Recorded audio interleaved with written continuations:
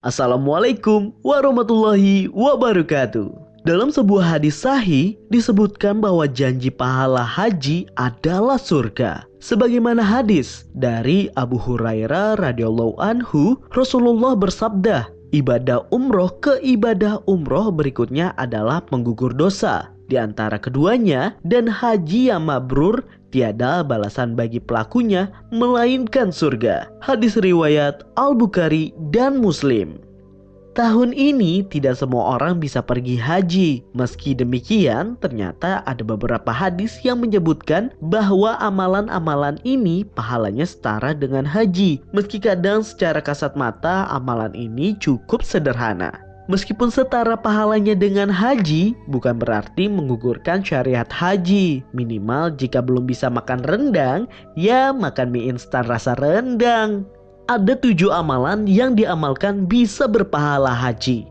Amalan ini ada yang ringan, bahkan kita bisa melakukan setiap waktu, walau ringan, namun pahalanya sangat luar biasa.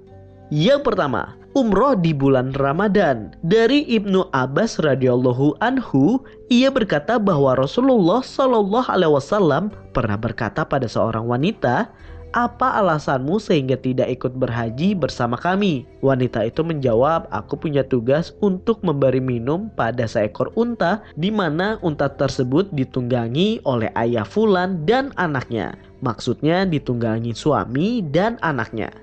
Ia meninggalkan unta tadi tanpa diberi minum. Lantas kamilah yang bertugas membawakan air pada unta tersebut. Lantas Rasulullah bersabda, "Jika Ramadan tiba, berumrohlah saat itu karena umroh Ramadan senilai dengan haji." Hadis riwayat Bukhari dan Muslim. Dalam lafaz Muslim disebutkan, umroh pada bulan Ramadan senilai dengan haji. Hadis riwayat Muslim.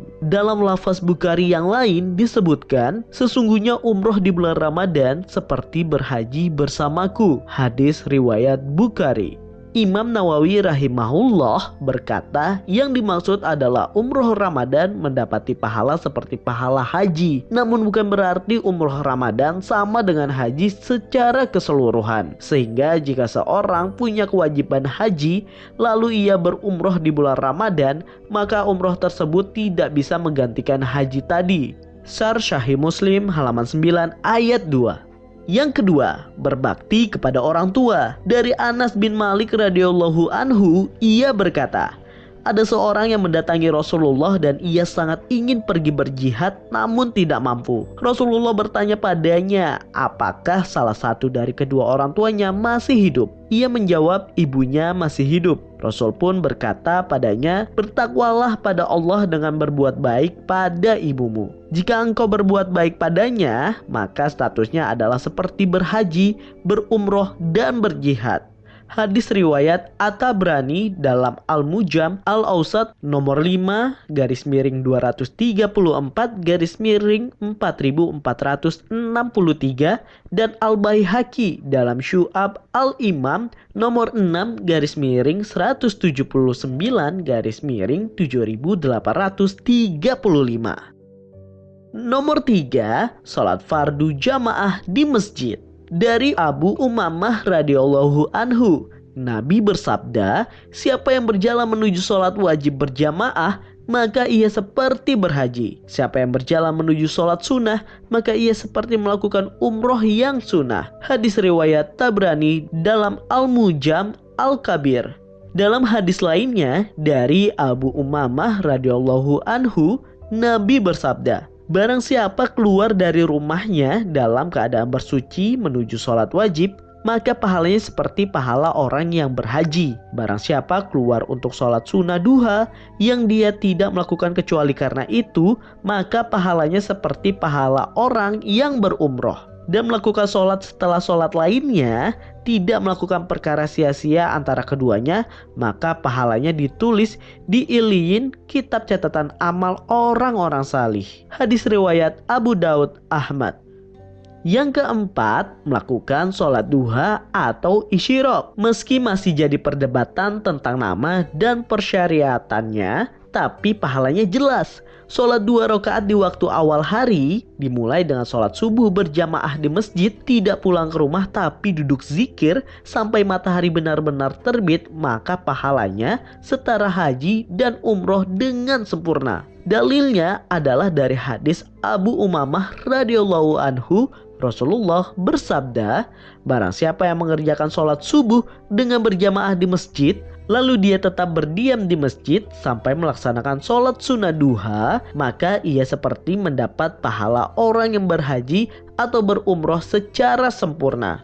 Hadis riwayat Tabrani. Dari Anas bin Malik radhiyallahu anhu, Rasulullah bersabda, barang siapa yang melaksanakan sholat subuh secara berjamaah, lalu ia duduk sambil berzikir pada Allah hingga matahari terbit, kemudian ia melaksanakan sholat 2 rakaat, maka ia seperti memperoleh pahala haji dan umroh. Beliau pun bersabda, pahala yang sempurna, sempurna dan sempurna.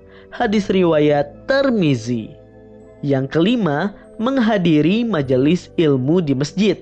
Dari Umamah radhiyallahu anhu, Nabi bersabda, siapa yang berangkat ke masjid yang ia inginkan hanyalah untuk belajar kebaikan atau mengajarkan kebaikan, ia akan mendapatkan pahala haji yang sempurna hajinya. Hadis riwayat Tabrani dalam Al-Mujam Al-Kabir.